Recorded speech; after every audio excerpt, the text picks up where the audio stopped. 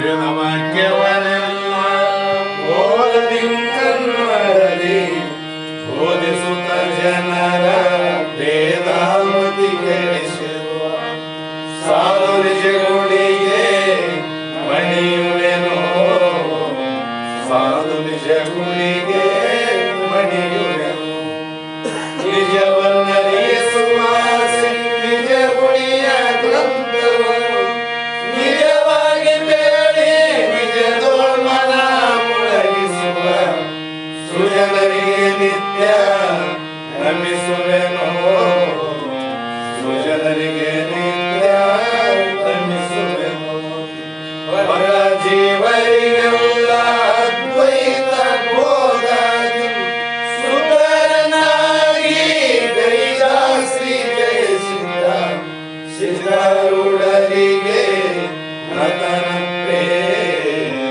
ಸಿದ್ಧಾರೂಢರಿಗೆ ನತನಂತೆ ಬಾಳ ಬಲ ವೇದಾಂತಕ್ಕೆ ಸರಿ ಬಾಳ ಗರ್ಜನೆ ಕೇಳುವ ತನಕ ಬಾಳ ಕೂಗುತ್ತಲಿಪ್ಪವೇ ಶಾಸ್ತ್ರವೆಂಬುವ ನದಿಗಳು ಬಾಳ ಶಕ್ತಿಯ ಸುಮ್ಮ ಗರ್ಜನೆ ಬಾಳ ಕೇಳಿದ ಬಳಿಕ ಕೂಡವು ಬಾಳ ಕೇಳಲು ಬೇಕು ವೇದಾಂತೆಂಬ ಶಾಸ್ತ್ರವನ್ನು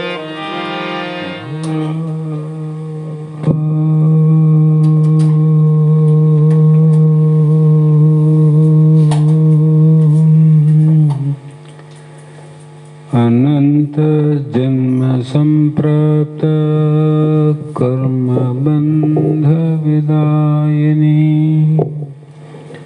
आत्मा ज्ञान प्रदानेन तस्मै श्री गुरवे नमः।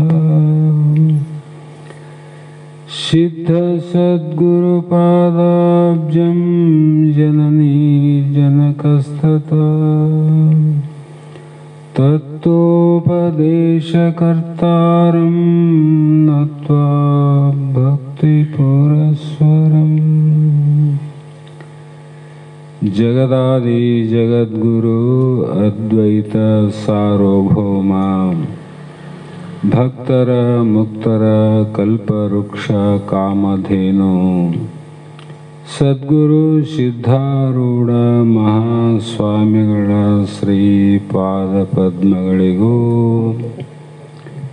ಆರೂಢ ಜ್ಯೋತಿ ಮಹಾಯತಿಗಳಾದ ಶ್ರೋತ್ರಿಯ ಬ್ರಹ್ಮನಿಷ್ಠ ಶಿವಪುತ್ರ ಮಹಾಸ್ವಾಮಿಗಳ ಶ್ರೀಪಾದಕ್ಕೂ ವಂದಿಸಿ ನಮ್ಮೆಲ್ಲರನ್ನ ಉದ್ಧಾರ ಮಾಡಿದಂಥ ಸದ್ಗುರು ಪರಮ ಪೂಜ್ಯರಾದ ಬಸವಾನಂದ ಮಹಾಸ್ವಾಮಿಗಳ ಶ್ರೀಚರಣಕ್ಕೂ ದೀರ್ಘದಂಡ ಪ್ರಣಾಮಗಳನ್ನು ಸಮರ್ಪಿಸಿ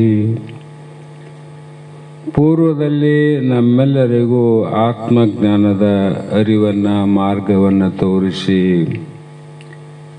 ಉಪಕಾರವನ್ನು ಮಾಡಿದಂಥ ಬ್ರಹ್ಮಲೀನ ಸದ್ಗುರು ಸಿದ್ಧಲಿಂಗಪ್ಪ ತಾತ ಕಪ್ಪಗಲ್ ಇವರನ್ನು ಕೂಡ ಮನದೋಳು ಧ್ಯಾನಿಸಿ ತಮ್ಮೆಲ್ಲರಿಗೂ ವಂದಿಸಿ ಈ ದಿನ ನಮಗೂ ನಿಮಗೂ ಒಂದು ಒಳ್ಳೆಯ ಸುದಿನ, ಒಳ್ಳೆಯ ಗಳಿಗೆ, ಅಮೃತ ಗಳಿಗೆ ಅನ್ನುವ ಭಾವದಿಂದ ಸುಮಾರು ವರ್ಷಗಳಿಂದ ನಾವು ಶ್ರೀಮನ್ ನಿಜಗುಣ ಯೋಗಿಗಳ, ಶ್ರೀಮನ್ ಸರ್ಪಭೂಷಣ ಶಿವಯೋಗಿಗಳ, ಶ್ರೀಮನ್ ಮಹಾಲಿಂಗರಂಗರ, ಹೀಗೆ ರಾಯದುರ್ಗ ಸಕ್ರೆಪ್ಪ ಮಹಾಸ್ವಾಮಿಗಳ ಅನೇಕ ನಿಜಗುಣರ ಶಾಸ್ತ್ರಗಳನ್ನು ನಾವು ಗುರುಮುಖದಿಂದ ನೀವು ಕೇಳಿ ಅದನ್ನೇ ಪುನಃ ಪುನಃ ಅಭ್ಯಾಸೆ ಮನನ ಅಂತ ಯಾಕೆ ಈ ದಾರಿ ಕೇಳಿದ ಮೇಲೆ ಹಿಡಿದೇವೆಂದರೆ, ಶ್ರವಣ ಆದ ಮೇಲೆ ಮನೆಯಲ್ಲಿ ಕುಂತ್ರೆ ಮೋಕ್ಷ ಆಗೋದಿಲ್ಲ. ಅದು ಪುನಃ ಪುನಃ ಮೇಲಿಂದ ಮೇಲೆ ಅದನ್ನು ಅಭ್ಯಾಸ ಮಾಡೋದಂದರೆ ಸ್ವರೂಪದ ಸಾಕ್ಷಾತ್ ಕಡೆ ಲಕ್ಷ್ಯ ಕೊಡೋದು. ಅಷ್ಟೆಲ್ಲ ಮಾಡ್ತಾ ಬಂದಂಥ ಗ್ರಂಥಗಳು ಉಂಟಾದರೂ ಕೂಡ ನಾವು ಯಾವತ್ತೂ ಭಗವದ್ಗೀತೆಯನ್ನು ನಾವು ಗುರುಮುಖದಿಂದ ಕೇಳಿಲ್ಲ ಮತ್ತು ನಾವು ಕೂಡ ಅದರ ಬಗ್ಗೆ ಲಕ್ಷ್ಯವನ್ನು ಕೊಟ್ಟಿಲ್ಲ. ಆದರೆ ಇವತ್ತಿನ ದಿನ ಆ ಒಂದು ಭಗವದ್ಗೀತೆಯ ಸಂಕ್ಷಿಪ್ತವಾದಂಥ ವಿವರಣೆಯೊಂದಿಗೆ ಇವತ್ತಿನ ದಿನ ಪ್ರಾರಂಭ ಮಾಡಬೇಕು ಅನ್ನುವಂಥ ಒಂದು ಸಂಕಲ್ಪವನ್ನು ಮಾಡೀವಿ. ಈ ಸಂಕಲ್ಪ ನಮಗೆ ಇದ್ದಕ್ಕಿದ್ದಂಗೆ ಯಾಕೆ ಬಂತು ಅಂದರೆ, ತಮಗಾಗಲೇ ಹೇಳಿದ್ದೇನೆ, ನವೆಂಬರು 2ನೇ ತಾರೀಕಿಗೆ ಖೇಮ್ಲಾಪುರ ಶ್ರೀಮಠದಲ್ಲಿ ಸದ್ಗುರುಗಳ 19ನೇ ವರ್ಷದ ಪುಣ್ಯ ಸ್ಮರಣೋತ್ಸವ ಕಾರ್ಯಕ್ರಮ ಜರುಗಿತು. ಆ ಕಾರ್ಯದಲ್ಲಿ ತಾವು ಕೂಡ ಎಲ್ಲರೂ ಭಾಗಿಗಳಾಗಿದ್ರಿ. ಆ ದಿನ ಕಾರ್ಯಕ್ರಮ ಮಂಗಲ ಆದ ಮೇಲೆ ನಾವೊಂದು 4 ದಿನ ಅಲ್ಲಿಯೇ ಉಳಿಯುವಂಥ ಪ್ರಸಂಗ ಬಂತು. ಹಾಗಾಗಿ ತಮ್ಮ ಜೊತೆಯಲ್ಲಿ ಬರಲಿಕ್ಕೆ ಸಾಧ್ಯ ಆಗಲಿಲ್ಲ. ಅಲ್ಲಿ ಇದ್ದಂಥ ಸಂದರ್ಭದಲ್ಲಿ ಕಾರ್ಯಕ್ರಮ ಮುಗಿದ 3ನೇ ದಿನ ಖೇಮ್ಲಾಪುರ ಮಠಕ್ಕೆ ಒಬ್ಬ 85 ವರ್ಷದ ಒಬ್ಬ ವೃದ್ಧ ಆತ ಓಡೋಡಿ ಮಠಕ್ಕೆ ಬಂದ. ನಾವು ಬೇರೆಯವರ ಮನೆಗೆ ಕಾರ್ಯನಿಮಿತ್ತವಾಗಿ ಹೋಗಬೇಕಾಗಿತ್ತು. ನಾವೆಲ್ಲರೂ ತಯಾರಾಗಿದ್ದೀವಿ. ಆವಾಗ ನಮ್ಮ ಹೊರಡುವ ಸಂದರ್ಭವನ್ನು ನೋಡಿ ಆ ವ್ಯಕ್ತಿ ಹೇಳಿದ, ಅಪ್ಪ, ನಿಮ್ಮ ಜೊತೆ ನಾನು ಒಂದು 5 ನಿಮಿಷ ಮಾತಾಡಬೇಕಾಗಿದೆ. ನೀವು ಅವಕಾಶ ಇದ್ದರೆ ಮಾತಾಡೋಣ, ಇಲ್ಲ ಅಂದರೆ ಇಲ್ಲ ಅಂದ. ನಿಮ್ಮಂಥ ವೃದ್ಧರು ನಮ್ಮ ಜೊತೆ ಮಾತಾಡ್ತಾರಂದ್ರೆ ಆ ಒಳ್ಳೆಯ ಮಾತುಗಳಿರ್ತಾವೆ. ಇವತ್ತು ನಾವು ಹೋಗೋದು ಅದು ಕ್ಯಾನ್ಸಲ್ ಆದ್ರೂ ಪರವಾಗಿಲ್ಲ, 5 ನಿಮಿಷ ಯಾಕೆ ಅರ್ಧ ಗಂಟೆ ಮಾತಾಡೋಣ ಅಂತ ಮತ್ತೆ ಕೂತ್ವಿ. ಆವಾಗ ಆ ವ್ಯಕ್ತಿ ತನ್ನ ಮನದ ಆಳದಲ್ಲಿರುವಂಥ ಎಲ್ಲ ವಿಷಯವನ್ನು ಸವಿಸ್ತಾರವಾಗಿ ಹೇಳಿದ. ಏನು ವಿಷಯ? ಬಸವಾನಂದ ಮಹಾಸ್ವಾಮಿಗಳು ಇಲ್ಲಿ ಇರುವಾಗ ಅವರ ದರ್ಶನ ಸ್ಪರ್ಶನ ನನಗೆ ಹೆಚ್ಚಾಗ್ಯದ. ಆದರೆ ಅವರ ಜೊತೆ ಶಾಸ್ತ್ರದ ಸಂಭಾಷಣೆ ಬಹಳ ಆಗಿಲ್ಲ. ಆದರೂ ಕೂಡ ಅವರ ಮೇಲೆ ನನಗೆ ಬಹಳ ಪ್ರೇಮ ಇತ್ತು. ಅವರ ಪ್ರೀತಿ ವಾತ್ಸಲ್ಯ ಕೂಡ ಅಷ್ಟೇ ಇತ್ತು. ಪ್ರತಿ ವಾರಕ್ಕೊಮ್ಮೆ ನಾನು ಮಠಕ್ಕೆ ಬರ್ತಿದ್ದೆ. ಬರುವಾಗ ಒಂದಿಷ್ಟು ವೀಳ್ಯದ ಎಲೆ, ಒಂದಿಷ್ಟು ಅಡಿಕೆ, ಅದರ ಜೊತೆಯಲ್ಲಿ ಏನಾದರೂ ಬಿಸಿ ಬಜ್ಜಿ ಗಿಜಿ ಮಾಡಿದರೆ ಸ್ವಲ್ಪ ತಗೊಂಡು ಮಠಕ್ಕೆ ಬಂದು ಗುರುಗಳ ದರ್ಶನವನ್ನು ಮಾಡಿಕೊಂಡು 2-4 ಮಾತುಗಳನ್ನು ಆಡಿ ಮತ್ತೆ ವಾಪಸ್ ಹೋಗೋದು ಆತನ ಪದ್ಧತಿ, ಪ್ರತಿ ವಾರಕ್ಕೊಮ್ಮೆ. ಹೀಗೆ ಇರುವಾಗ ಸುಮಾರು ವರ್ಷ ಇದೇ ಕಾರ್ಯವನ್ನು ಮಾಡ್ಯಾನತ. ಆ ಮಠದ, ಆ ಖೇಮ್ಲಾಪುರದ ಎಲ್ಲ ವ್ಯವಸ್ಥೆ 86 ವರ್ಷದ ಒಬ್ಬ ಯಜಮಾನಿಗೆ ಗೊತ್ತಿಲ್ಲದ ವಿಷಯ ಯಾವುದಿಲ್ಲ. ಆವಾಗ ಹೇಳಿದತ, ಗುರುಗಳು ಯಾವಾಗ ನಮ್ಮ ಖೇಮ್ಲಾಪುರಕ್ಕೆ ಬರೋದು ಕಡಿಮೆ ಆದಾಗ ಒಂದು ದಿನ ಕರೆಸಿದ್ರಂತವ್ನು. ಬಂದಾಗ ಆತನ ಹೆಸರು ಪೂಜ್ಯ ಸಿದ್ದಪ್ಪ ಅಂತ. ಆತನ ಅಡ್ಡ ಹೆಸರು ಗಿರಣಿ ಅಂತ.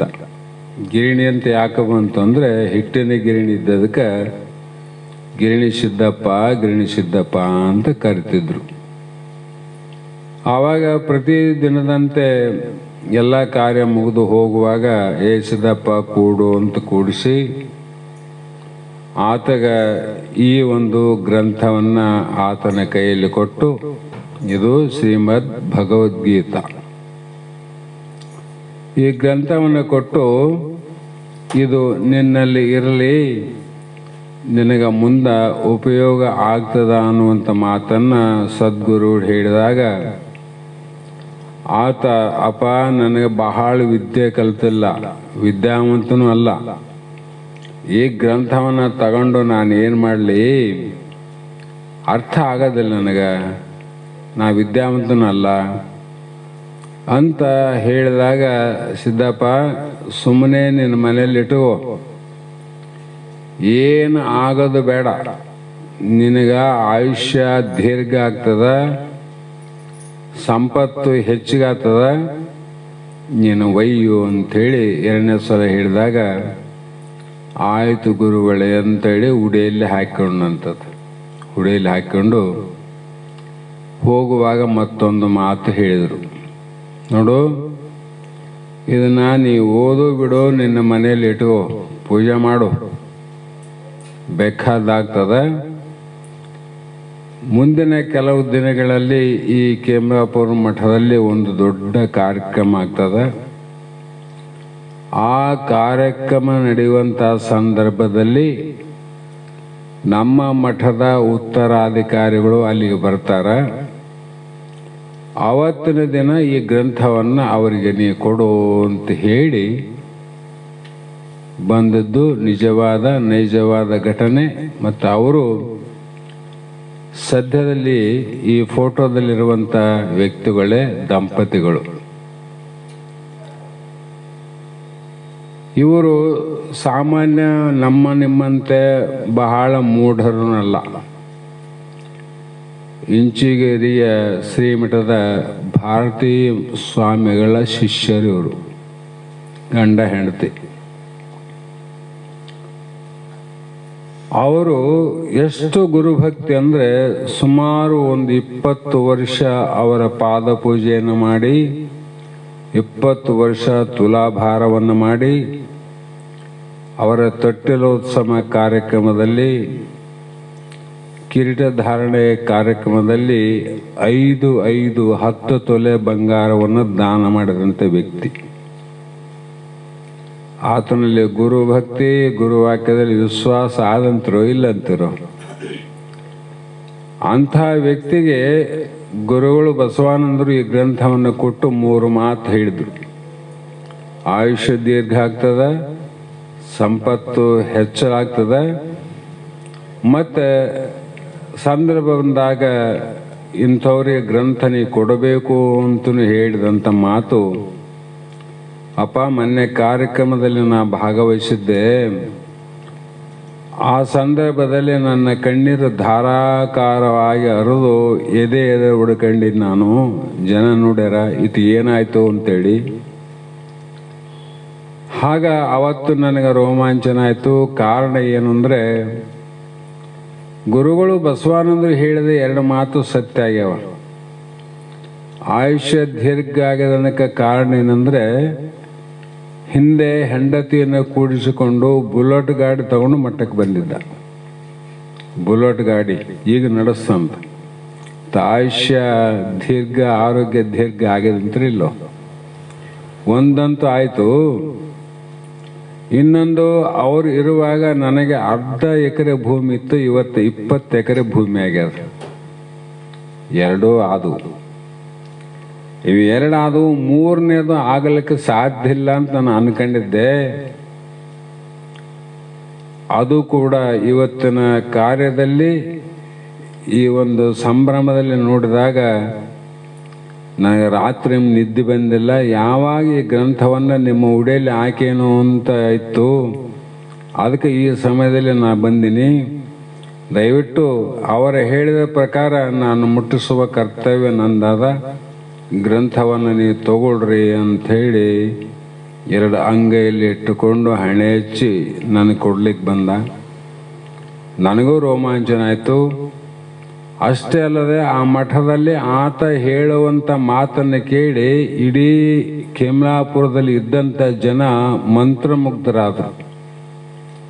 ನಾವು ಕೂಡ ಇಷ್ಟು ವರ್ಷ ಇದ್ದೀವಿ, ಇಂಥ ಒಳಗಡೆ ನಡೆದಂಥ ಘಟನೆಗಳು ನಮಗೆ ಅರಿವಿಗೆ ಇಲ್ಲ. ನೀವಾದರೂ ಇಲ್ಲಿವರೆಗೆ ಯಾರ ಮುಂದೆ ಹೇಳಿಲ್ಲ, ನಮಗೆ ಗೊತ್ತೇ ಆಗಿಲ್ಲ ಅಂತೇಳಿ ಎಲ್ಲರ ಕಣ್ಣೀರು ಅಂದರೆ ಆನಂದ ಬಾಷ್ಪ ಆವತ್ತಿನ ದಿನ ನೋಡಬೇಕಾಗಿತ್ತು ಸಂದರ್ಭ. ಆವಾಗ ನಾನು ಹೇಳಿದೆ, ನೀವು ನನ್ನ ಹುಡಿಯಲ್ಲಿ ಹಾಕಬೇಡ್ರಿ, ಗುರುಗಳು ನಿಮಗೆ ಹುಡಿಯಲ್ಲಿ ಹಾಕ್ಯಾರ, ಈ ಗ್ರಂಥವನ್ನು ನಮ್ಮ ತಲೆ ಮೇಲೆ ಹಾಕ್ರಿ ಅಂಥೇಳಿ ಆ ಗ್ರಂಥವನ್ನು ತಲೆ ಮೇಲೆ ಇಟ್ಟುಕೊಂಡು ಸ್ವೀಕಾರ ಮಾಡಿ ಬಂದಂಥ ಗ್ರಂಥ ಇವತ್ತು ನಾವು ಪ್ರಾರಂಭ ಮಾಡಬೇಕು ಅನ್ನುವಂಥ ಸಂಕಲ್ಪದ ಗ್ರಂಥ. ಅಷ್ಟಲ್ಲದೆ ಆಮೇಲೆ ಎಲ್ಲ ಕಡೆ ಗೊತ್ತಾಯಿತು, ಎಲ್ಲ ಕಡೆ ಈ ವಿಷಯ ಗೊತ್ತಾಗಿ ಅವತ್ತೇ ಹೇಳಿದರು, ನಾಳೆ ನೀವು ಹೋಗೋ ದಿವಸ, ನಾಳೆಗಾಗಲಿ ನೀವು ಹೋಗೋ ದಿವಸ ಆಗಲಿ, ಒಟ್ಟು ಈ ಖೇಮ್ಲಾಪುರ ಬಿಡೋದ್ರೊಳಗಾಗಿ ನಮ್ಮ ಮನೆಯಲ್ಲಿ ನೀವು ಪಾದ ಹಾಕೇ ಹೋಗಬೇಕು ಅಂತ ಅವರು. ನಾನು ನಿಮ್ಮ ಮನೆಗೆ ಪಾದ ಹಾಕ್ಲಿಕ್ಕೆ ಯೋಗ್ಯ ಏನೂ ಇಲ್ಲಪ್ಪ, ಇಲ್ಲಿ ದರ್ಶನ ಕೊಟ್ಟಿದ್ದಿ, ಗ್ರಂಥ ಮುಟ್ಟಿಸಿದ್ದಿ, ಇದು ಮಹಾ ಉಪಕಾರ ಮಾಡಿದ್ದಿ, ನೋಡೋಣಂದ್ರು ಕೂಡ ಎರಡನೇ ದಿನ ಮತ್ತೆ ಫೋನ್ ಮಾಡಿದ್ದೆ ಹೋದ್ರೇನಂತ. ಕೊನೆಗೆ ಬರುವಾಗ ಅವ್ರ ಮನೆಗೆ ಹೋದಾಗ ಆಗಾಗಲೇ ಅವರೆಲ್ಲ ವ್ಯವಸ್ಥೆ, ಚಹಾ ಟಿಫಿನ್ ಎಲ್ಲ ಮಾಡಿಸಿದ್ದ. ನಾನು ಕೂಡ್ರೆ ಅಂತ ಮಂಚದ ಮೇಲೆ ಕೂತೆ. ಅವರು ಕೆಳಗೆ ಕೂಡ್ತು ಅಂದರು, ಇಲ್ಲ ನೀವೊಬ್ರು ಬಲಕ್ಕ ಒಬ್ರು ಎಡಕ್ಕೆ ಕೂಡ್ರಿ. ಕಾರಣ ನೀವು ಯಾರು ಈಗಂದ್ರೆ ಸದ್ಯದಲ್ಲಿ ಅಮ್ಮ ನನಗೆ ತಾಯಿ, ನೀವು ತಂದೆ ಅಂತ ತಿಳ್ಕೊಂಡು ಮಧ್ಯದಲ್ಲಿ ಮಗ ಕುಂತಾನಂತ ನೀವು ಭಾವಿಸಿ ಕೂಡ್ರಿ ಅಂತ ಹೇಳಿದಾಗ ಕೂತು ಅವರು ಫೋಟೋಗಳನ್ನು ತೆಕ್ಕೊಂಡ್ರು. ಆಮೇಲೆ ಅಷ್ಟಕ್ಕೆ ಬಿಡಲಿಲ್ಲ, ಮತ್ತೆ ಅವರು ಪೂರ್ವ ತಯಾರು ಮಾಡಿದಂತೆ ಗಂಡ ಹೆಂಡತಿ ಆ ವಯಸ್ಸಿನವರು ಕುಂತು ಪಾದ ಪೂಜೆಯನ್ನು ಮಾಡಿ ನಮಗೆ ಬೀಳ್ಕೊಟ್ಟಂಥ ಸಂದರ್ಭಗಳೇನಾವಲ್ಲ, ಆ ವಿಚಾರವಂತರಿಗೆ ಕಣ್ಣೀರು ಬರ್ತಾವ. ಎಂಥ ಸಂಕಲ್ಪ, ಅಂತ ಸದ್ಗುರುಗಳ ಸಂಕಲ್ಪ ಹೇಗಿರ್ಬೋದು, ಅದನ್ನು ವಿಶ್ವಾಸದಿಂದ ಕಾಪಾಡಿದಂಥ ಆ ವ್ಯಕ್ತಿಗಳು ಹೇಗಿರ್ಬೋದು. ಈ ರೀತಿಯಾಗಿ ಮತ್ತೆ ಮನೆ ಮುಂದೆ ಹೊರಗೆ ಬರುವಾಗ ಮತ್ತೆ ಇನ್ನೊಂದು ಫೋಟೋ ತಕ್ಕೊಳ್ಳೋ ಅಂಥೇಳಿ ಮನೆ ಮುಂದೆ ಮತ್ತೆ 2 ಫೋಟೋ ತೆಕ್ಕೊಂಡು ನಮ್ಮನ್ನು ಬೀಳ್ಕೊಟ್ಟಂಥ ಸಂದರ್ಭ.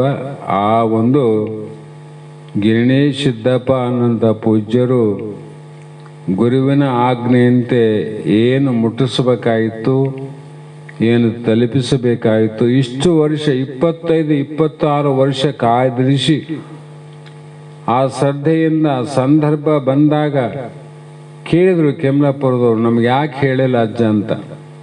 ಇದು ಹುಡುಗಾಟಿಗೆ ಕೆಲಸ ಅಲ್ಲ ತಮ್ಮ, ನೀವು ಸಣ್ಣವ್ರಿದ್ರಿ, ನೀವು ಮನೆ ಬಂದವರು, ಆ ಮಾತುಗಳನ್ನು ಸತ್ಯ ಆದಾಗ ಹೊರಗಾಕಬೇಕು, ಸುಮ್ಮನೆ ಹೊರಗಾಕದಲ್ಲ.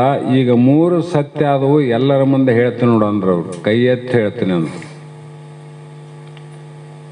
ಆಗ ಅದನ್ನ ಸ್ವೀಕಾರ ಮಾಡಿದ್ದು. ನಾವು ಇಷ್ಟು ದಿನ ಇಲ್ಲದೆ ಈ ಒಂದು ಸಂದರ್ಭ ನಮಗೆ ಯಾಕೆ ಬಂದು ಒದಗಿತು ಅನ್ನುವಂಥ ವಿಚಾರದಿಂದ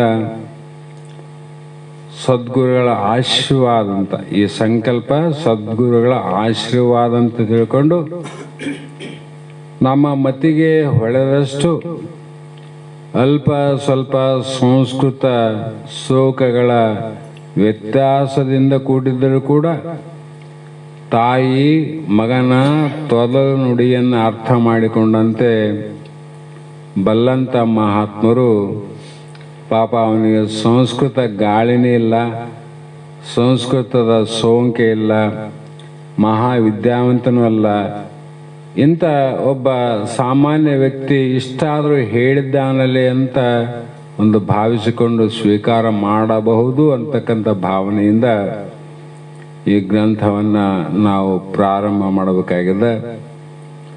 ಯಾಕಂದರೆ ಇದು ಒಂದು ನಡಿಲಿ ಅಂತಕ್ಕಂಥ ಸಂಕಲ್ಪ ಸದ್ಗುರುಗಳದ್ದು ಇತ್ತೇನಂತ ಅನಿಸ್ತದೆ. ಭಗವದ್ಗೀತೆ ಕೂಡ ಒಂದು ಸಲ ನಡಿಲಿ ಅನ್ನೋ ವಿಚಾರದಿಂದ ಇಷ್ಟು ವರ್ಷ ಆದಮೇಲೆ ಈ ಕೈಗೆ ಬಂದು ತಲುಪದಂದರೆ ಅದು ಸದ್ಗುರುಗಳ ಆಶೀರ್ವಾದ. ಸದ್ಗುರುಗಳು ಇದರಲ್ಲಿ ನಡೀಲಿ ಅಂತಕ್ಕಂಥ ಪ್ರೇರಣೆ ಅಂತಕ್ಕಂಥದ್ದು ನಾನು ಸುಮಾರು ದಿನ ವಿಚಾರ ಮಾಡೀನಿ.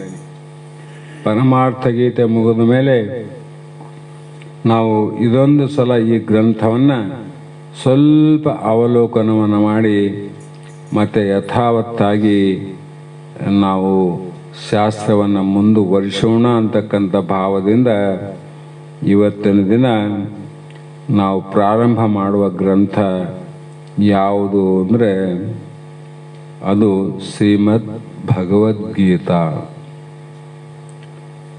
ಸಾಕ್ಷಾತ್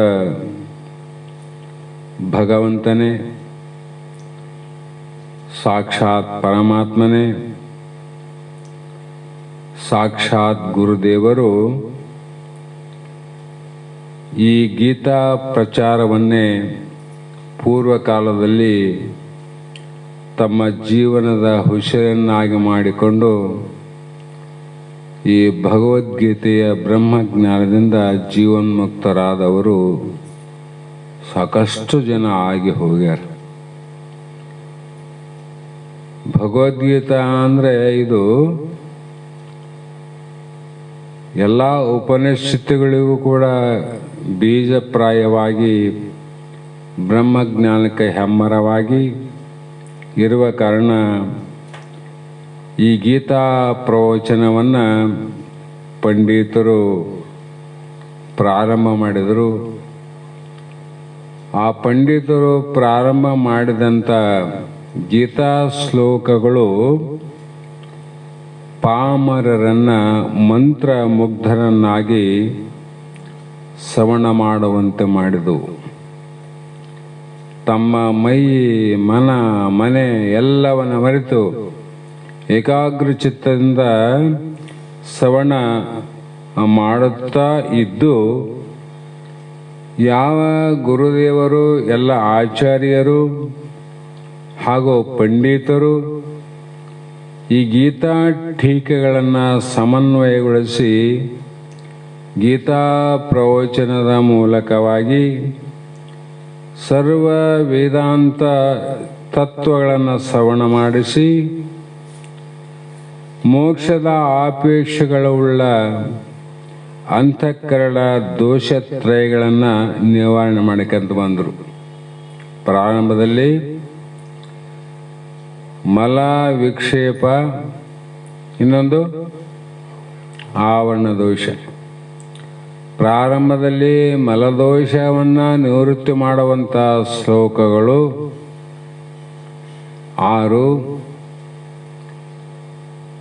ಮತ್ತು ವಿಕ್ಷೇಪ ದೋಷವನ್ನು ನಿವೃತ್ತಿ ಮಾಡುವಂಥ 6 ಶ್ಲೋಕ, ಒಟ್ಟು 12.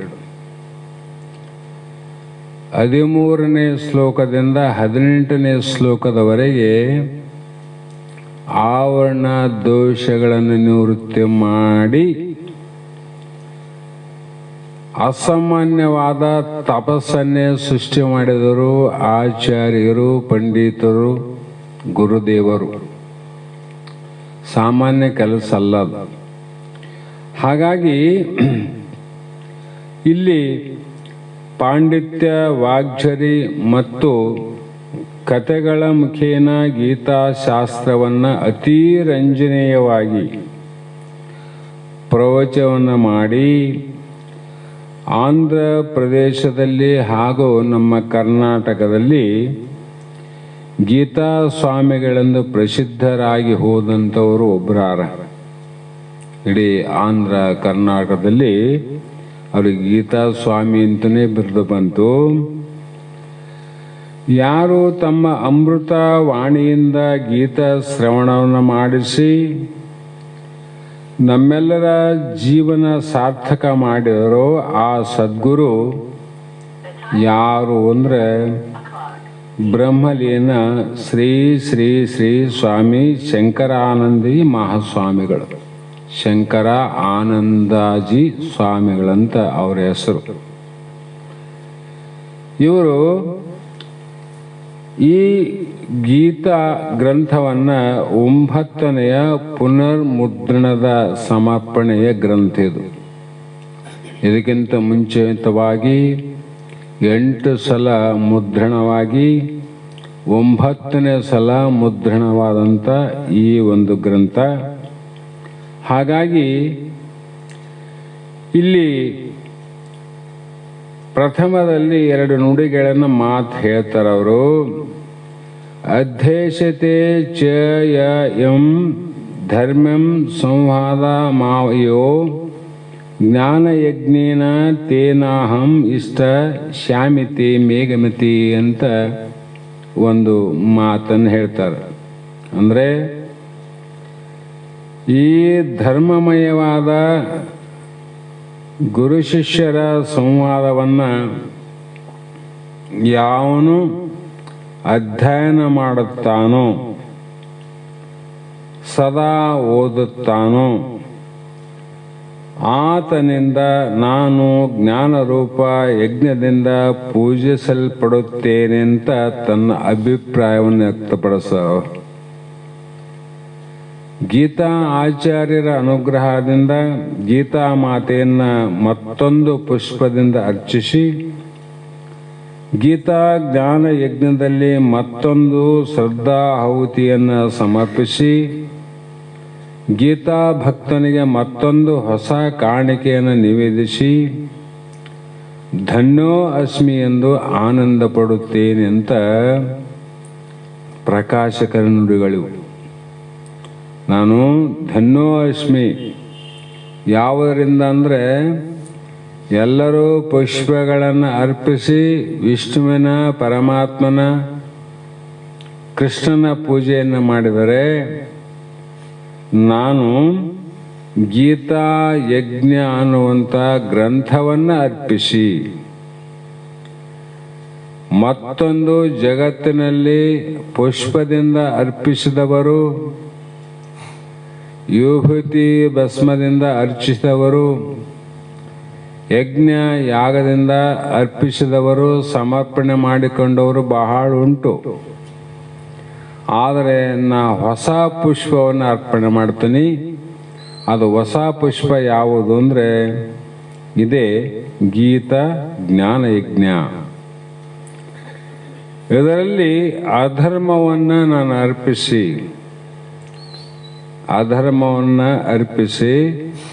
ಧರ್ಮದ ಫಲವನ್ನು ಪಡೆಯುತ್ತೇನೆ. ಧರ್ಮ ಅಂದ್ರೇನು? ಧರ್ಮಕ್ಕೆ 2,000 ಅರ್ಥವಂತ ಮೊನ್ನೆ ಕೂಡ ಹೇಳ್ಯಾರ ರಾಮಾರೂಢರು. ಸಂದರ್ಭಕ್ಕೆ ತಕ್ಕಂತೆ ಧರ್ಮವನ್ನು ವಿಚಾರ ಮಾಡಬೇಕು. ಇಲ್ಲಿ ಧನ್ಯೋ ಅಸ್ಮಿ ಅಂತ ಹೇಳ್ತಾನಂದ್ರೆ, ಆತ ತನ್ನ ನಾಮರೂಪ ಸಹಿತವಾಗಿ ಅನಿತ್ಯವಾದ ಜಗತ್ತು ದೇಹವನ್ನು ಸಮರ್ಪಿಸಿ ನಿತ್ಯವಾದ ಆತ್ಮ ಆನಂದವನ್ನು ಪಡೆಯುತ್ತೇನೆ ಅಂದರೆ ಮುಕ್ತಿಯನ್ನು ಪಡೆಯುತ್ತೇನೆ ಅಂತ ಅರ್ಥ. ಹಲವು ಗ್ರಂಥಗಳು ಜಗತ್ತಿನಲ್ಲಿ ಉಂಟು. ಎಲ್ಲರೂ ಕೂಡ ಗ್ರಂಥವನ್ನು ರಚನೆ ಮಾಡುವಾಗ ಈ ಗ್ರಂಥವನ್ನು ನೋಡಲೇಬೇಕು ಅಂತ ಹೇಳ್ತಾರೆ, ತಪ್ಪಂತಲ್ಲ. ಅದೇ ಪ್ರಕಾರವಾಗಿ ಗೀತೆಯನ್ನು, ಭಗವದ್ಗೀತೆಯನ್ನು ಯಾರು ಆಶ್ರಯ ಮಾಡ್ತಾರೆ ಸಾಕು ಅಂದ್ರು. ಅವರು ಆಶ್ರಯ ಮಾಡಿದ್ರು ಸಾಕು. ಇದರಿಂದ ಏನು ಲಾಭ ಅಂದರೆ, ಬಿಡಿ ಆದಂಥ ಆತ್ಮಜ್ಞಾನದ ವೇದಾಂತ ಆಗಲಿ, ಇನ್ನು ಆತ್ಮಜ್ಞಾನಕ್ಕೆ ಸಾಧನವಾದಂಥ ಎಷ್ಟೋ ಶಾಸ್ತ್ರಗಳು ಗ್ರಂಥಗಳು ಉಂಟು. ಆದರೆ ನಾನಾ ಶಾಸ್ತ್ರಗಳ ಎಲ್ಲ ಶಾಸ್ತ್ರಗಳ ಅಭಿಪ್ರಾಯ ಏನದ? ಮೋಕ್ಷವನ್ನು ಪಡೆಯುವುದು, ಮುಕ್ತಿಯನ್ನು ಪಡೆಯುವುದು, ದುಃಖವನ್ನು ಕಳೆದುಕೊಂಡು ಅತ್ಯಂತ ಆನಂದವನ್ನು ಪ್ರಾಪ್ತಿ ಮಾಡಿಕೊಳ್ಳೋದು. ಎಲ್ಲ ಗ್ರಂಥಗಳಲ್ಲಿ ಒಂದೊಂದು ವಿಚಾರಕ್ಕಾಗಿ ನಾನಾ ಗ್ರಂಥಗಳು ರಚನೆ ಆದರೂ ಕೂಡ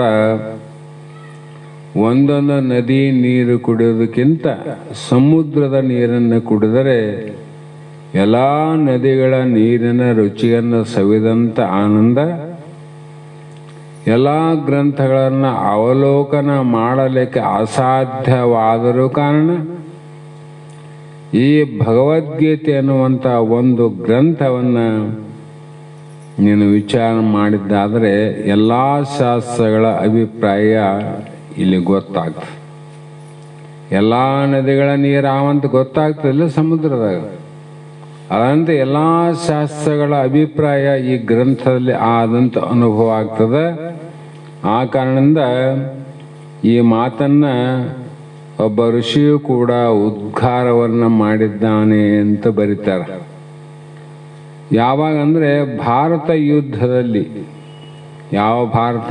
ಮಹಾಭಾರತ ಯುದ್ಧದಲ್ಲಿ ಧರ್ಮ ಸಂಕಟದಿಂದ ದಿಕ್ಕು ಕಾಣದೆ ಕೆಂಗೆಟ್ಟ ಅರ್ಜುನನ ಸ್ಥಿತಿಯನ್ನ ಎಲ್ಲರೂ ನೋಡಿರಲ್ಲ. ಆ ಮುಂದೆ ಶ್ಲೋಕದ ಹೇಳ್ತಾರೆ, ಅರ್ಜುನನಿಗೆ ಯಾವ ಸಂಕಟ ಬಂದಿತ್ತು, ಯಾತಕ್ಕಾಗಿ ಬಂದಿತ್ತು, ಯಾವ ದುಸ್ಥಿತಿಗೆ ಬಂದಿದ್ದ, ಯಾವ ಮೂರು ಲೋಕದ ಗಂಡನೆನಿಸಿ ಗಾಂಧೀವವನ್ನು ಎತ್ತಿ ಹೋರಾಡುವಂಥ ಸಮರ್ಥನಾದ ಅರ್ಜುನನಿಗೆ ಅಂಥ ಸಂಕಟ ಬಂದವ. ಮುಂದೆ ಶ್ಲೋಕದಲ್ಲಿ ಹೇಳ್ತಾರೆ ಅವ್ರು ಏನು ಸಂಕಟ ಬಂದಿತ್ತು. ಆ ಸಂಕಟದಲ್ಲಿ ಅರ್ಜುನಿಗೆ ಬಂದಂಥ ಕಷ್ಟ ಕಾಲದಲ್ಲಿ ಆ ಕಷ್ಟವನ್ನ ಯಾರ ಮುಂದೆ ಹೇಳಬೇಕು, ಈ ಕಷ್ಟವನ್ನ ಕಳೀಲಿಕ್ಕೆ ಸಾಧ್ಯ ಆದೋ ಇಲ್ಲೋ, ಈ ಕಷ್ಟ ಯಾರಿಂದ ಹೋದೀತು ಅನ್ನುವಂಥ ಸಂಕಟದಲ್ಲಿ ಸಮಯದಲ್ಲಿ ಒದ್ದಾಡುವಂಥ ಅರ್ಜುನನಿಗೆ ಏನು ಮಾಡಿದ ಅಂದರೆ ಶ್ರೀಕೃಷ್ಣನು ಈ ಗೀತೆಯನ್ನು ಯಾರಿಗೆ ಬೋಧ ಮಾಡಿದ? ಅರ್ಜುನನಿಗೆ ಶ್ರೀಕೃಷ್ಣನು ಬೋಧ ಮಾಡಿದ ಗ್ರಂಥವೇ ಶ್ರೀಮದ್ ಭಗವದ್ಗೀತೆ. ಯಾಕಂದರೆ ಸಂಸಾರದಲ್ಲಿ, ಜೀವನದಲ್ಲಿ, ಈ ಒಂದು ಪ್ರಪಂಚದ ಸಂಗ್ರಾಮದಲ್ಲಿ ದಿಗ್ಮೂಢರಂದ್ರೆ ಏನು ದಿಕ್ಕ ತೋಚವಲ್ದಪ್ಪ. ಎಲ್ಲರೂ ಹೇಳ್ತಾರೆ ಹಿಂಗೆ ಕುಂತ್ರೆ ಹೆಂಗಪ್ಪ ಅಂತ ಕೇಳಿದಾಗ, ಅಮ್ಮ ಏನು ಮಾಡಬೇಕು ಏನು ಬಿಡಬೇಕು ಅನ್ನುವುದು ದಿಕ್ಕು ತೋಚದೆ ನಾನು ಈ ಸ್ಥಿತಿಯಲ್ಲಿ ಕುಂತೀನಿ, ಏನು ಮಾಡಲಿ? ಇನ್ನೊಬ್ರು ಬಂದು ಕೇಳಿದ್ರು ಏನು ಮಾಡಲಿ, ಮತ್ತೊಬ್ಬರು ಕೇಳಿದ್ರು ಏನು ಮಾಡಲಿ ಅಂತ ಪ್ರಶ್ನೆನೇ ಆಯ್ತು ವಿನ ಯಾರೂ ನಿನಗೆ ಇದನ್ನು ಮಾಡು ಅಂತ ಹೇಳೋರು ಯಾರಿಲ್ಲ. ಪ್ರಪಂಚದಲ್ಲಿ ನೋಡ್ರಿ, ನಮ್ಮ ಕಷ್ಟ ಬಂದಂಥ ಕಾಲದಲ್ಲಿ ನಿಮಗೂ ಬಂದಿರ್ತಾವ, ನಮಗೂ ಬಂದಿರ್ತಾವೆ, ಎಲ್ಲರಿಗೂ ಬಂದು ಹೋದ್ವೆ. ಕಷ್ಟವನ್ನು ಹೇಳಿಕೊಂಡಾಗ ಕಷ್ಟಕ್ಕೆ ಪರಿಹಾರವನ್ನು ಮಾಡಿ ಸುಖವನ್ನು ಕೊಟ್ಟು ಹೋದವರು ಯಾರಿಲ್ಲ ಜಗತ್ತಿನಲ್ಲಿ. ಬಂಧುಗಳು ಆದವರು ಬಂದುಂಡು ಹೋಗುವರು, ಬಂಧನ ಕಳೆಯುವರೇ. ಸರ್ವಜ್ಞ ಅಂತ ಮಾತು ಹೇಳಿದ, ಬಂಧುಗಳ ಪ್ರೇಮ ಇರಲಿ, ಅವರ ಒಡನಾಟ ಇರಲಿ, ಅವರ ಸಂಘ ಇರಲಿ, ಆದರೆ ನಿನ್ನಲ್ಲಿ ಬಂದು ಉಂಡು ತಿಂದು ಹೋಗೋರು ವಿನ ನಿನ್ನ ಕಷ್ಟವನ್ನು ಯಾರನ್ನ ಕಳೆದು ಹೋಗ್ಯಾರ? ಕಷ್ಟವನ್ನು ಕೊಟ್ಟವರು ಹೆಚ್ಚಾರ, ಕಷ್ಟವನ್ನು ಕಳೆದವ್ರು ಯಾರಿಲ್ಲ. ಯಾರು ಕಳೆದರು? ಬಂಧನವ ಕಳೆಯುವ ಗುರುರಾಯ ಸರ್ವಜ್ಞ. ಯಾರು ಕಳೆದ್ರು ಕಷ್ಟ? ಗುರುನಾಥ. ಹಾಗಾಗಿ ಈ ದಿಗ್ಮೂಢರಾಗಿ ಕರ್ತವ್ಯ ಭ್ರಷ್ಟರು ಯಾವ ಕಾರ್ಯ ಮಾಡಬೇಕು ಬಿಡಬೇಕು ಒಂದು ನಿರ್ಣಯಕ್ಕೆ ಬರಲಾದಂಥ ಪ್ರಸಂಗದಲ್ಲಿ ಅಂಥ ಜನಗಳಿಗೆ, ಅಂಥವರಿಗೋಸ್ಕರವಾಗಿ ಈ ಗೀತೆಯ ಒಂದು ಮಹಾ ಮಾರ್ಗದರ್ಶಿ ಅವಿದ್ಯೆಯನ್ನು ನಿರ್ಮೂಲನ ಮಾಡಿ ನಮ್ಮ ಅಸೂರಿ ಶಕ್ತಿಯನ್ನು ಉಚ್ಚಾಟನೆ ಮಾಡಿ ಮಾಧವನನ್ನಾಗಿ ಶಿವನನ್ನು ಜೀವನನ್ನಾಗಿ ಮಾಡಿದ ಅದ್ಭುತವಾದ ಪ್ರಸಾರವೇ ಈ ಮಹಾ ಭಗವದ್ಗೀತಾ. ಏನು ಪ್ರಸಾದಪ್ಪ ಅಂದರೆ ಮಾನವನನ್ನ ಮಹಾದೇವನನ್ನಾಗಿ ಮಾಡಿ, ನಾವು ಮನುಷ್ಯರು, ನಾವು ಮಾನವರು, ನಾವು ಸಣ್ಣವರು ಅನ್ನುವುದನ್ನು ಬಿಡಿಸಿ ನೀನು ಸಾಕ್ಷಾತ್ ಬ್ರಹ್ಮಸ್ವರೂಪನೇ ಇದ್ದಿ, ಶಿವಸ್ವರೂಪನೇ ಇದ್ದಿ. ಆ ಕಾರಣಕ್ಕಾಗಿ ಶಿವನಿಗೆ ಇದ್ದಂಥವು ನಿನ್ನಲ್ಲಿವ, ಶಿವನಿಗೆ ಇಲ್ಲದ್ದು ಯಾವುದು ನಿನ್ನಲ್ಲಿಲ್ಲ. ಶಿವನಿಗೆ ಉತ್ಪತ್ತಿ ಇಲ್ಲ, ನಾಶ ಇಲ್ಲ, ವಿಕಾರ ಇಲ್ಲ. ಶಿವಸ್ವರೂಪ ನೀನಿದ್ದೆ ಅಂದರೆ ನಿನಗೂ ವಿಕಾರ ಇಲ್ಲ, ಉತ್ಪತ್ತಿ ಇಲ್ಲ, ನಾಶ ಇಲ್ಲ ಅಂತ ಹೇಳಿ ಆ ಮಹಾತ್ಮರ ಕೃಪೆ ಮಾಡಿದರೆ ಏನಾಗ್ತದೆ ಅಂದರೆ ಜೀವ ಮಾತ್ರನನ್ನು ಶಿವಸ್ವರೂಪಿ ಆದವರು ಯಾರ್ಯಾರು ಅಂತ ಕೇಳಿದರೆ ಅಲ್ಲಿ ಧ್ರುವ, ದದೀಚಿ, ಪ್ರಹ್ಲಾದ, ಶಿಬಿ ಚಕ್ರವರ್ತಿ, ಅರ್ಜುನ, ಹರಿಶ್ಚಂದ್ರ, ಬುದ್ಧ, ಕ್ರೈಸ್ತ, ಮಹಾವೀರ, ಮಹಮ್ಮದ, ಶಂಕರ, ಜ್ಞಾನೇಶ್ವರ, ತಿಲಕ, ಗಾಂಧಿ ಮುಂತಾದವರು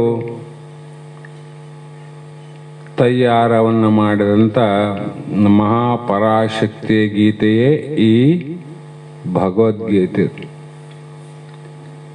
ಎಂತೆಂಥವನ್ನ ಹೆಂಗೆ ಮಾಡಿದ್ದು ಅಂದರೆ ಅಷ್ಟಕ್ಕೆಲ್ಲ ಕಾರಣ ಈ ಗೀತೆನೇ. ಹಾಗಾಗಿ ಇಲ್ಲಿ ಮಾತು ಹೇಳ್ತಾರ, ಹೇ ಅಮೃತ ಪುತ್ರರೇ ಅಂತ ಪ್ರಾರಂಭ. ಇಲ್ಲಿ ಅಮೃತ ಪುತ್ರರು, ಮೃತಪುತ್ರರು ಬೇರೆ. ಮೃತಪುತ್ರರು ಯಾರು, ಎಷ್ಟು ಮಂದಿ ಅಂದರೆ ಅದೇ ಮಹಾಭಾರತದಲ್ಲಿ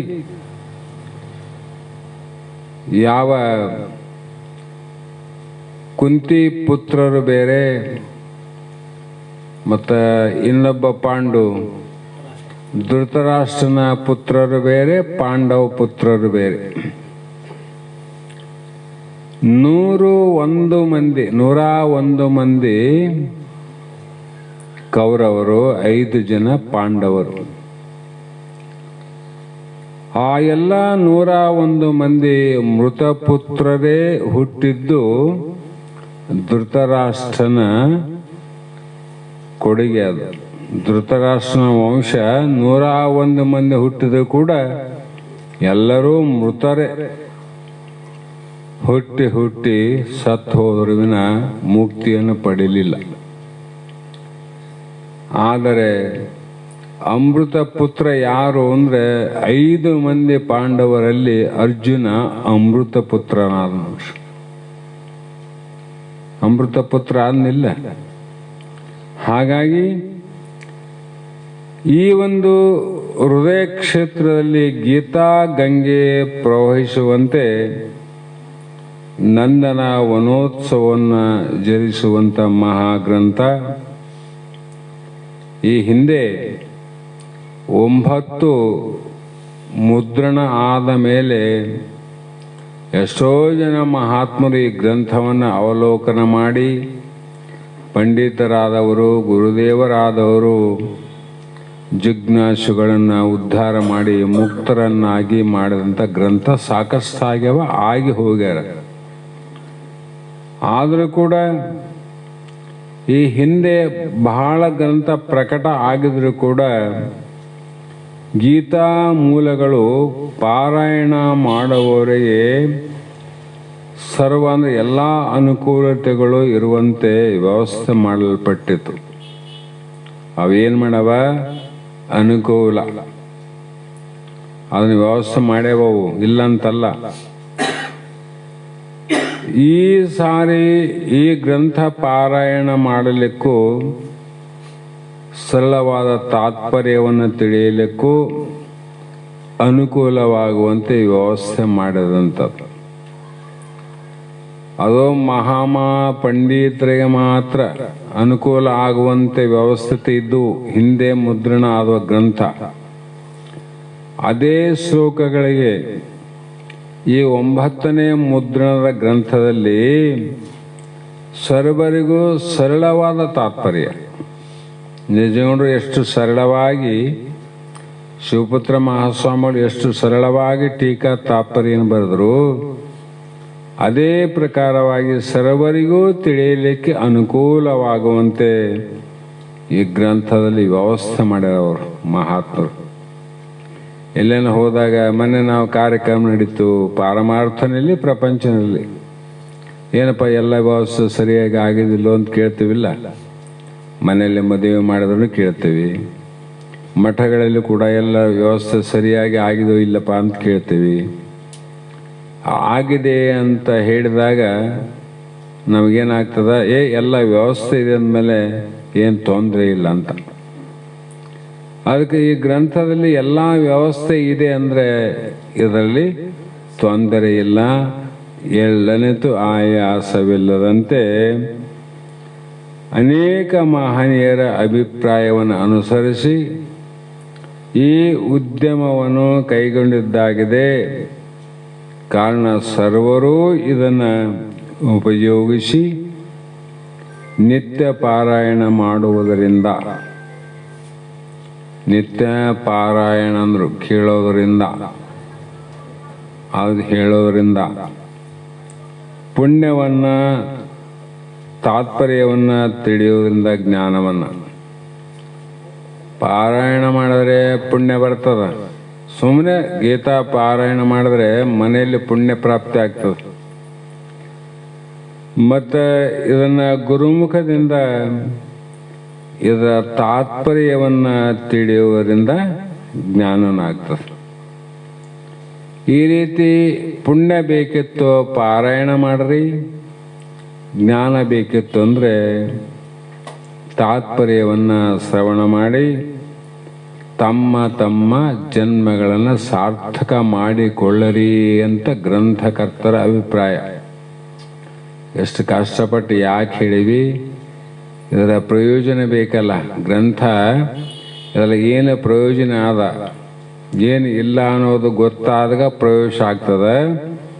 ಆ ಕಾರಣದಿಂದ ಈ ಗ್ರಂಥದಲ್ಲಿ ಅನೇಕ ವಿಚಾರಗಳನ್ನು ಹೇಳ್ತಾ ಬಂದಾರ. ಅದು ಇರಲಿ. ಇಲ್ಲಿ ಮೊದಲನೆಯದಾಗಿ ಮಹಾತ್ಮರು ಅನೇಕ ವಿಚಾರವನ್ನು ಮಾಡಿ ಒಂದು ಮಾತು ಹೇಳ್ತಾರೆ. ವಿಶ್ವಾಸ ಸೂತ್ರ ಅಂತ ಮೊದಲು ಹೇಳಿದರು.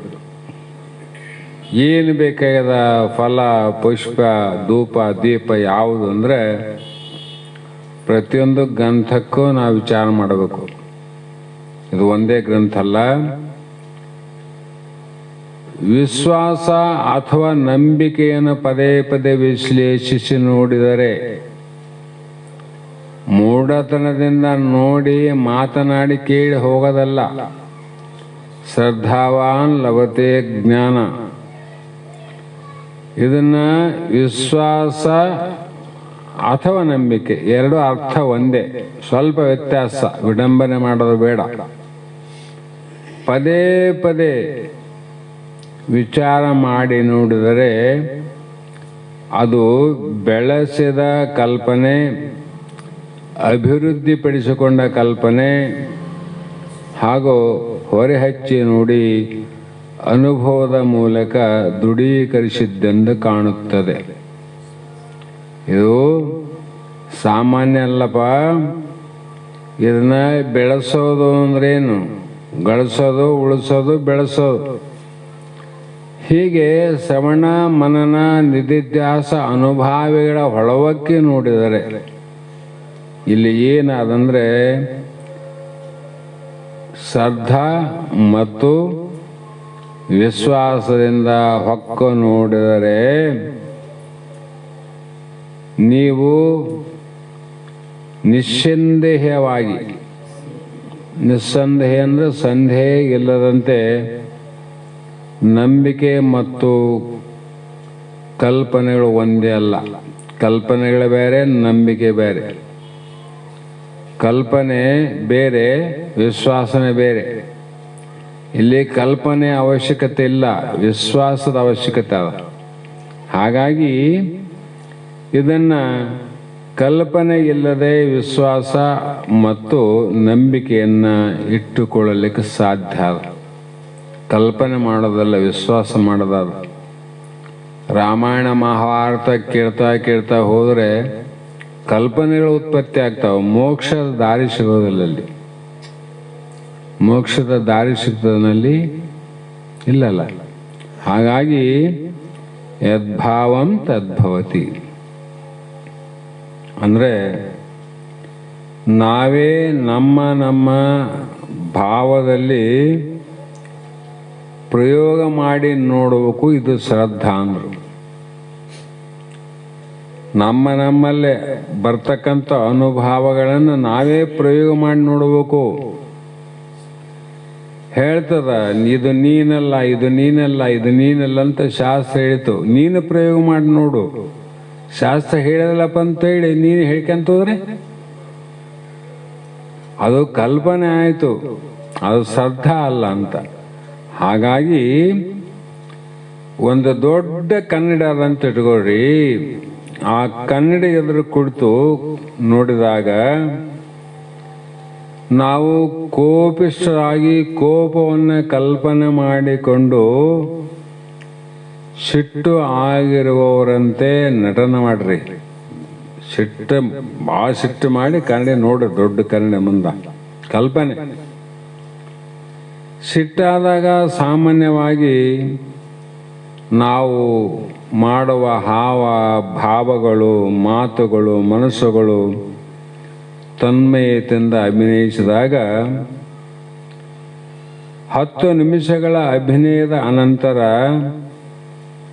ನಟನೆ ಎಲ್ಲ ನಿಲ್ಲಿಸ್ರಿ. ಮೊದಲೇನಿತ್ತೋ ಆ ನಟನೆ ನಿಲ್ಲಿಸಿ ನಿಮ್ಮನ್ನು ನೀವು ನೋಡ್ಕೋಬೇಕು. ಆವಾಗ ಮೊದಲು ನಟನೆ ಮಾಡಿ ನೋಡಬೇಕು. ಆಮೇಲೆ ನಟನ ನಿಲ್ಲಿಸಿ ನೋಡಿದಾಗ ನಿಮಗೆ ನಿಜವಾಗಿಯೂ ಸ್ವಲ್ಪ ಹೊತ್ತು ಕೋಪದ ಆವೇಶ ಬರ್ತದೆ. ಅದು ವಾಸನೆ ನಿಲ್ಲಿಸಿರಿ, ಆದರೂ ಕೂಡ ಸ್ವಲ್ಪ ಹೊತ್ತಿರ್ತದ. ಅನುಭವ ಆದಿಲ್ಲ? ನೀವು ನಟನ ಮಾಡಿ ಕುಂತಿರಿ, ಅದೇ ಟೈಮ್ನಲ್ಲಿ ಹೊರಗಿನಿಂದ ಯಾರನ್ನ ಬಂದರೆ ಯಾಕಪ್ಪ ಎಷ್ಟು ಸಿಟ್ಟಿಗಿರಿದಂಗೆ ಕಾಣ್ತದ, ಮುಖ ಹೆಂಗಾಗ್ಯದ ಅಂತಾರೆ ಅವರು. ಅಲ್ಲೇನಾದೇನು ಮೊದಲು ಆದಲ್ಲ ನಟನೆ, ಅದರ ಕಲ್ಪನೆಯಿಂದ ಆಕತ್ತದ ನಿನಗೆ. ಹಾಗಾಗಿ ನಿಮಗೆ ನಿಜವಾಗಿ ಕೋಪದ ಆವೇಶ ಬಂದಿರುವುದು ಅನುಭವ ಆಗ್ತದಿಲ್ಲ. ಅದಕ್ಕೆ ಯದ್ಭಾವಂ ತದ್ಭವತಿ. ನೀವು ಹೆಂಗ ಆತರಿ ಹಂಗ ತೋರ್ತದಂತ. ಆ ಕಾರಣ ಹಾಗೆಯೇ ಕಲ್ಪನೆ, ಭಾವ, ನಟನೆ ಇವುಗಳನ್ನು ಉಪಯೋಗಿಸಿಕೊಂಡು ನಿಮಗೆ ಬೇಕಾದ ಆಧ್ಯಾತ್ಮಿಕ ಅನುಭವಗಳನ್ನು ಪಡೆದುಕೊಳ್ಳಬಹುದೆಂಬ ಸತ್ಯವನ್ನು ಪ್ರಯೋಗಗಳ ಮೂಲಕ ಪರೀಕ್ಷೆಯನ್ನು ಮಾಡಿಕೊಂಡು ಈ ಗ್ರಂಥವನ್ನು ನಿರ್ಣಯ ಮಾಡ್ಯಾರ. ಯಾರು? ಬ್ರಹ್ಮಲೀನ ಶ್ರೀ ಶ್ರೀ ಶ್ರೀ ಶಂಕರಾನಂದ ಮಹಾಸ್ವಾಮಿ ಅವರು ಕಲ್ಪನೆ ಮಾಡಿ ಎದ್ದುದನ್ನು ಬರೆದಿಲ್ಲ, ಅನುಭವನ ಮಾಡಿ ಬರೆದಾರಂತ. ಯಾವುದು? ಈ ಭಗವದ್ಗೀತಾ ಅನ್ನುವಂಥ ಮಹಾಗ್ರಂಥವನ್ನು ಅವರು ಹೇಳ್ತಾ ಬಂದರು. ಇಲ್ಲಿಗೆ ಸಮಯದ ಆಗಿದೆ ಅಂತ ಅರ್ಥ. ಆ ಕಾರಣ ಗ್ರಂಥ ಪರಿಚಯವನ್ನು, ಗ್ರಂಥದಲ್ಲಿ ಇರುವಂಥ ಒಂದು ಅನುಭವಗಳನ್ನು ನಾವು ನೀವು ಆಲಿಸಿ ನಾಳೆ ದಿನದಿಂದ ಪುನಃ ಈ ಗ್ರಂಥವನ್ನು ಮತಿಗೆ ಮಂಗಳವಾದಷ್ಟು, ನಮ್ಮ ಮತಿಗೆ ಎಷ್ಟು ನಿಲ್ಲುತ್ತದೆ ಅಷ್ಟನ್ನು ನಾವು ವಿಚಾರ ಮಾಡಿಕೊಂಡು ಹೋಗೋಣ ಅನ್ನುವಂಥ ಮಾತನ್ನು ಹೇಳ್ತಾ, ಬಲ್ಲಂಥವರು ಈ ಗ್ರಂಥದ ಲೋಪದೋಷಗಳನ್ನು ಮೊದಲೇ ಹೇಳಿದಂತೆ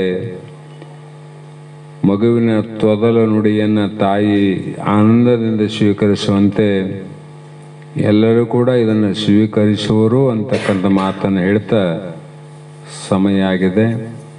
ಮಂಗಲದೊಂದಿಗೆ ಇವತ್ತಿನ ವಾಕ್ ಪುಷ್ಪಗಳನ್ನು ಸದ್ಗುರು ಸಿದ್ಧಾರೂಢ ಮಹಾಸ್ವಾಮಿಗಳಿಗೂ, ಶಿವಪುತ್ರ ಮಹಾಸ್ವಾಮಿಗಳಿಗೂ, ಬಸವಾನಂದ ಮಹಾಸ್ವಾಮಿಗಳ ಶ್ರೀಪಾದಕ್ಕೆ ಸಮರ್ಪಿಸಿ ಮಂಗಲವನ್ನು ಹೇಳ್ರಿ.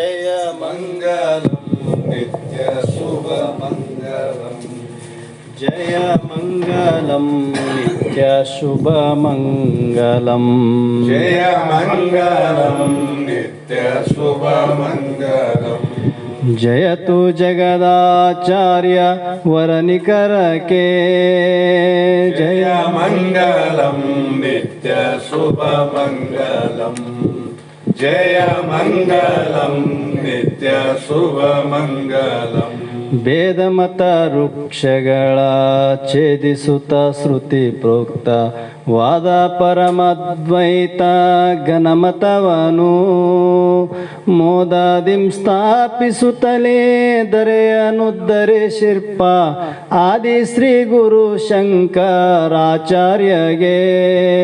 ಜಯ ಮಂಗಲಂ ನಿತ್ಯ ಶುಭ ಮಂಗಲಂ ಜಯ ಮಂಗಲಂ ನಿತ್ಯ ಶುಭ ಮಂಗಲಂ ಬದ್ಧ ವಿಷಯದ ಬಲೆಗೆ ಬಿದ್ದು ಒದ್ದಾಡುತ್ತೀಹ ಬದ್ಧಾತ್ಮರನ್ನು ಕಂಡು ಕರುಣದಿಂದ ಶುದ್ಧಾತ್ಮ ನೀನೆಂದು ಬುದ್ಧಿಗೇರಿಸಿ ಬಿಡದೆ ಉದ್ಧರಿಸಿದಂತ ಶ್ರೀ ಸಿದ್ಧಾರೂಢಗೆ ಜಯ ಮಂಗಲಂ ನಿತ್ಯ ಶುಭ ಮಂಗಲಂ ಜಯ ಮಂಗಲಂ ನಿತ್ಯ ಶುಭ ಮಂಗಲಂ ಮನಸ್ಸಿಗೂ ಮಾತಿಗೂ ಚಿನ್ಮಯನು ಗೋಚರಸಿ ಮೌನ ವ್ಯಾಖ್ಯಾನದಿಂ ಪ್ರಕಟಿತನೆಂಬಂತೆ ಮೌನದಿಂ ಮಾನವರ ಜನನಾದಿ ಭಯ ಬಿಡಸಿ